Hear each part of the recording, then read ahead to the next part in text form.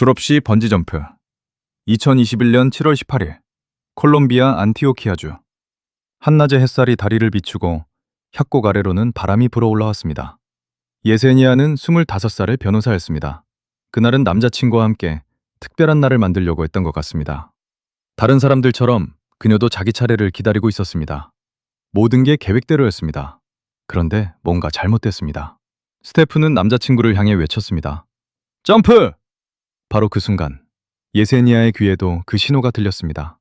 그리고 그녀는 그것이 자신을 부르는 목소리라고 생각했습니다. 사람이라면 누구나 실수할 수 있죠. 특히 환호성과 바람이 섞인 곳에서 모두가 같은 옷을 입고 있을 때 다음 차례가 자신이라고 기대할 때 말입니다. 그녀는 뛰어내렸습니다. 하지만 몸에는 번지 코드가 연결되지 않았습니다. 그녀를 지켜줄 단 하나의 줄이 없었습니다. 약 50m의 협곡. 그것은 자유낙하였습니다. 공중에서 팔을 휘젓고 누군가에게 구해달라는 외침만 있었을 겁니다. 모두가 그 광경을 봤습니다. 순식간에 일어난 일이었죠.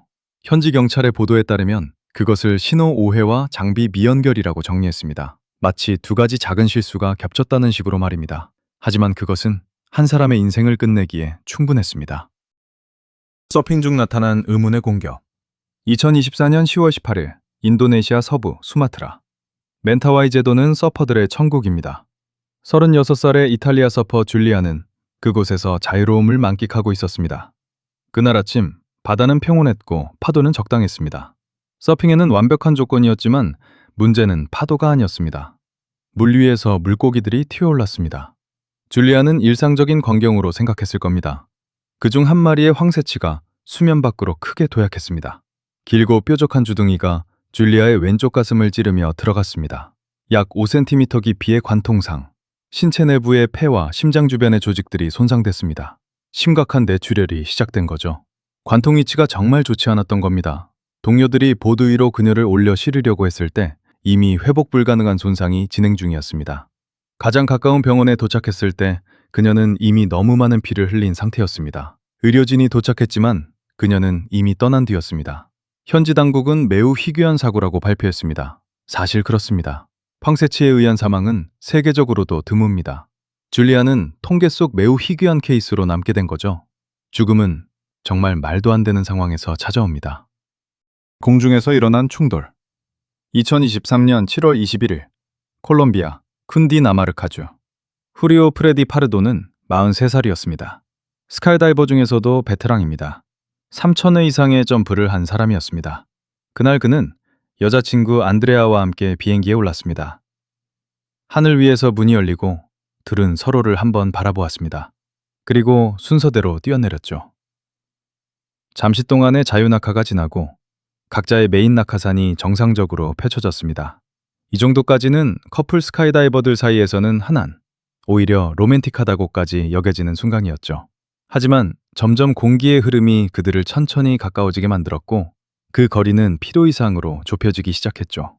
그 순간 파르도의 머리가 여자친구의 오른쪽 다리에 세게 부딪혔습니다. 강한 충돌이었습니다. 충격 직후 파르도는 제대로 반응할 수 없었습니다. 몸을 통제할 수 없어서 지면을 향해 비정상적인 궤도로 하강하기 시작했습니다. 엄청난 속도로 말입니다. 여자친구 안드레아는 다리 골절을 입었지만 다행히 목숨은 건졌습니다. 하지만 파르도는 그렇지 않았습니다. 3,000회의 경험을 가진 베테랑 스카이다이버도 공중에서의 작은 실수 하나는 막을 수 없었던 것입니다. 보이지 않는 물속 함정. 2024년 8월 23일 미국 캘리포니아주 네바다 산맥. 세븐티컵스는 캐니어닝 애호가들이 즐기는 구간입니다. 그날 14명의 유타주 출신 러너들과 친구들이 그곳을 찾았습니다. 마지막 구간에 도달했을 때 그들은 피곤했지만 행복했을 겁니다. 그때 그들의 눈에 약 8피트 아래로 떨어지는 작은 웅덩이가 보였습니다. 마지막 점프 구간이었죠. 34살의 제니가 먼저 뛰어들었습니다. 그 순간 물속에서 뭔가가 움직였습니다. 작은 소용돌이였죠. 커다란 바위나 통나무가 침식되며 만든 소용돌이. 물 밖에서는 감지하기 어려운 자연의 함정이었습니다. 제니는 그 소용돌이에 빨려 들어갔습니다. 동료 피터가 그걸 봤습니다. 그는 로프를 타고 내려갔습니다. 그녀를 구해야 했습니다. 위급 상황에서 굉장한 용기였죠. 하지만 피터도 같은 회전류에 빨려 들어갔습니다. 그 광경을 보던 데이빗은 곧장 두 친구를 구하기 위해 뛰어들었습니다. 그리고 데이빗도 물 밖으로 나올 순 없었죠. 그 모습을 본 사람들은 큰 소리로 구조 요청을 했을 겁니다. 하지만 비명은 그들을 꺼내올 수 없었습니다. 보이지 않는 함정은 3명을 모두 가져갔습니다. 구조대가 도착했을 때 3사람은 이미 사라지고 없었습니다. 어쨌든 오늘 하루도 평온하길 바랍니다.